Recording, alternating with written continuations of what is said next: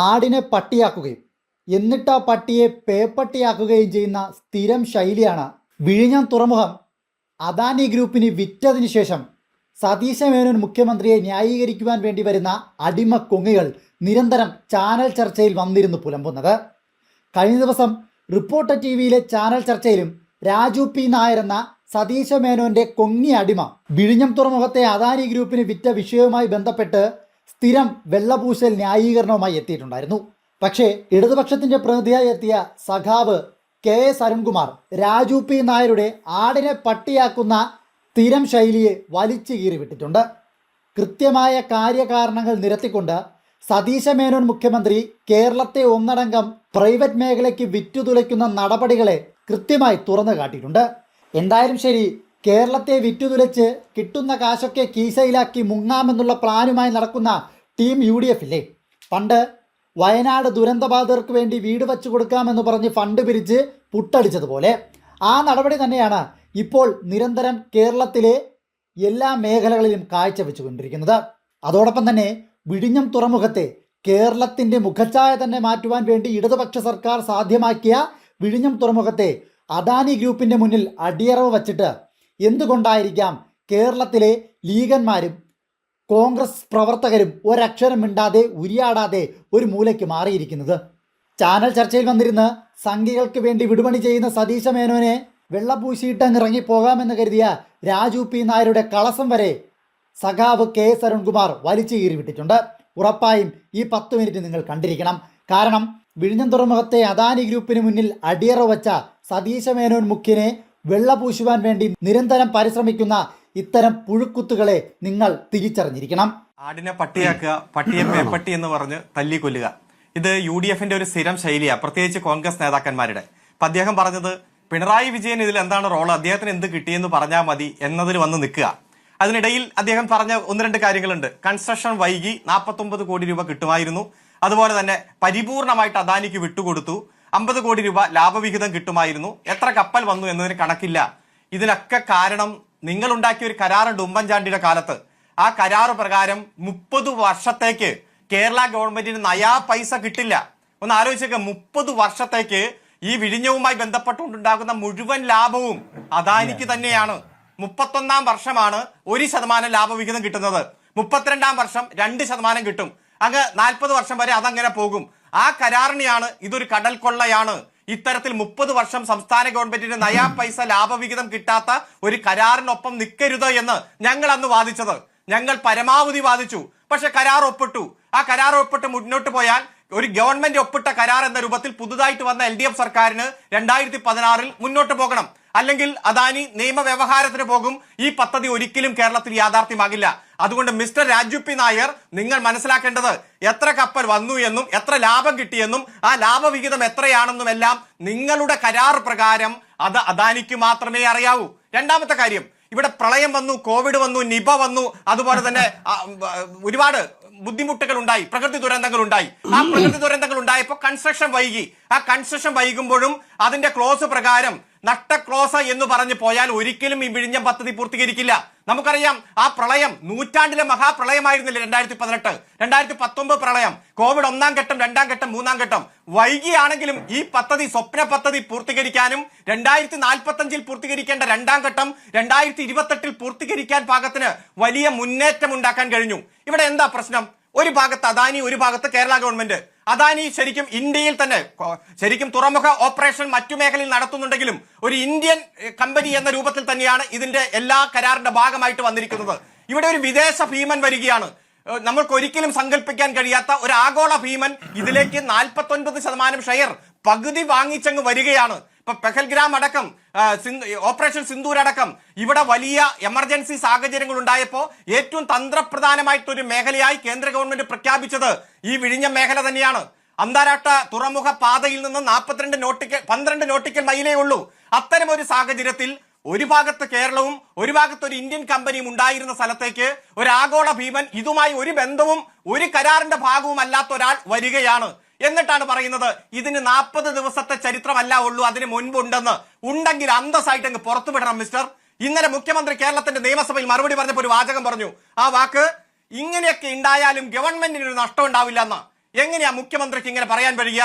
ഇവിടെ ഇത്രയും വലിയൊരു കരാറ് MSCക്ക് കൊടുത്താൽ MSC പകുതി ഷെയർ അങ്ങ് ഹോൾഡ് ചെയ്താലും ഗവൺമെന്റിന് ഒരു നഷ്ടം ഉണ്ടാകില്ല എന്നെങ്ങനെ പറയാൻ കഴിയും? ഇപ്പൊ പറയുന്നു 40 ദിവസമൊന്നും അല്ല ഇതിന്റെ ചരിത്രമുള്ളൂ എന്ന്. എന്നാൽ അന്തസ്സായി നിങ്ങൾ പുറത്തുവിട്.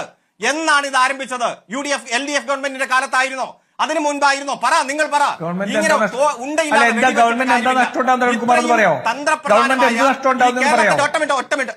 ഒറ്റ മിനിറ്റ് താങ്കൾ കേട്ടിരിക്കെ. താങ്കൾ അങ്ങയുടെ വാദം തന്നെ എടുത്തോണ്ടാണ് ചോദിക്കുന്നത്.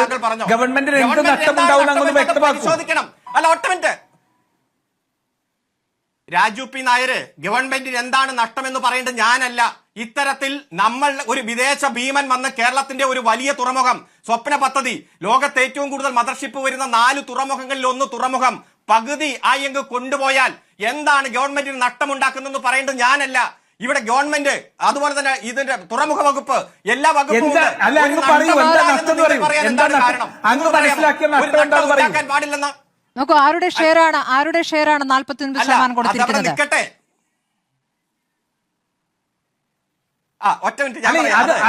അദാനിയുടെ ഇതിനകത്ത് വരുന്നതും സർക്കാരിന് വേണ്ടി എന്ത് നഷ്ടം ഉണ്ടാവുന്നു അതൊന്ന് പറയും, എനിക്ക് വ്യക്തമാൻ വേണ്ട.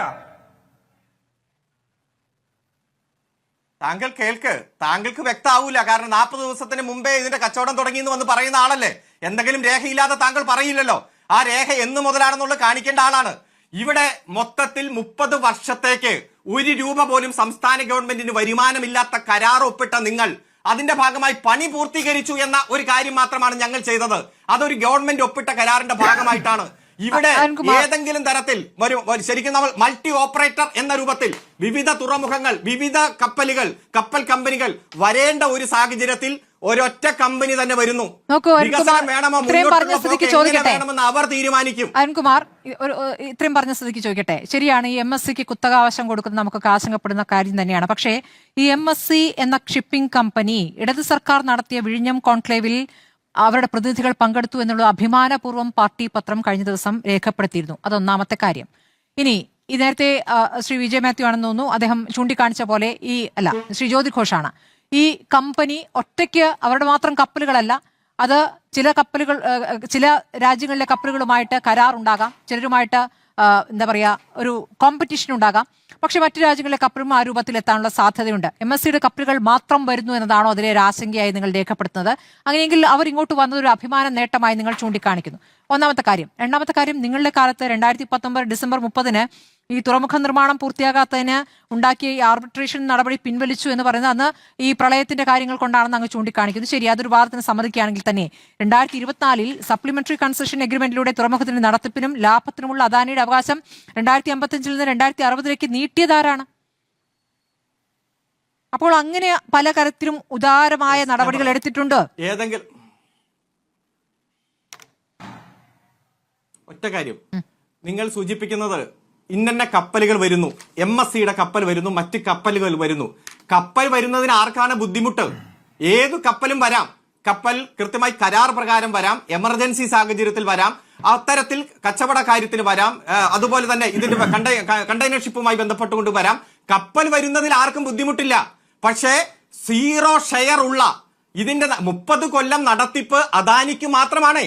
30 കൊല്ലം ഇതുമായി 40 കൊല്ലം അദാനിക്ക് മാത്രമാണ്. 30 കൊല്ലം അദാനി മാത്രമാണ്. ഒരു നയാ പൈസ പുറത്തു കൊടുക്കേണ്ട. ആ നടത്തിപ്പിലേക്കാണ് 49% ഷെയറോടെ മുടക്കുമുതലിന്റെ 10 ഇരട്ടി കൊടുത്ത് മറ്റൊരു കമ്പനി വരുന്നത്. അത് കപ്പൽ വരുന്നതായിട്ട് ചുരുക്കല്ലേ സ്മൃതി. കപ്പൽ വന്നും പോവും, പക്ഷെ ഷെയർ, നടത്തിപ്പ്, ഉടമസ്ഥാവകാശം മൊത്തം ഒരു വമ്പൻ ഭീമന് കിട്ടുകയാണ്. നമ്മൾ സൂചിപ്പിച്ചതുപോലെ MSC പോലുള്ള ഒരു ഭീമന് കിട്ടുകയാണ്. അവർ വിചാരിക്കുകയാണ് നിലവിൽ നമ്മുടെ സംസ്ഥാന സർക്കാരിന് എന്തിലാണ് അവകാശമുള്ളത്? അരുൺകുമാർ, അതുകൂടി വിശദീകരിക്കാമോ? നിലവിൽ സംസ്ഥാന സർക്കാരിന് എന്തിലാണ് അവകാശമുള്ള വിഴിഞ്ഞത്ത്? ഈ അനുബന്ധ വികസനവുമായി ബന്ധപ്പെട്ട കാര്യങ്ങൾക്കല്ലേ? ബാക്കി കാര്യങ്ങൾ അദാനിയല്ലേ നോക്കുന്നത്? ഒറ്റ മിനിറ്റ്.